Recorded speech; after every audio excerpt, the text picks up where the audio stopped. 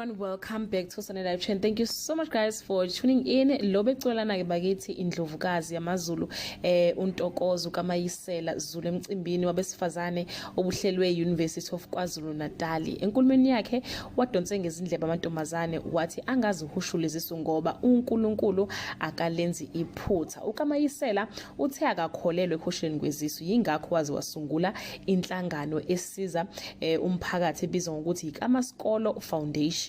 Uveza ukuthi iKamaskolo Foundation uyiqambe ngoyise ongasekho owayengumuntu othanda imfundo nenqubekela phambili. Sikhula sasiyalwa ngokuthi singakhulela, kodwa ubaba wayethi abantu abayeke ukusifakela ingcindezi. Wathi iphutha esingalenza elokuya ocansini. Okwenzeke emva kwalokho wathi uNkulunkulu uyobe sesathe indawo yakhe esehlelile ngempilo yakho ngoba izwi liyasho ukuthi wakwazi useyihluli.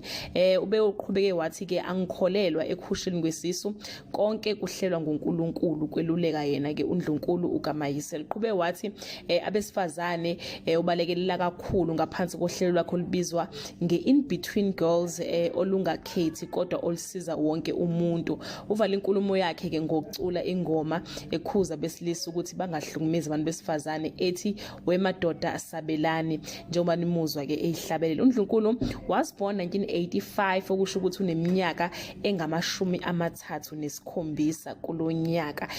Uphinde abe ngumculi ke wejazz. That's all I have for today. Do leave your comment below and share your opinion.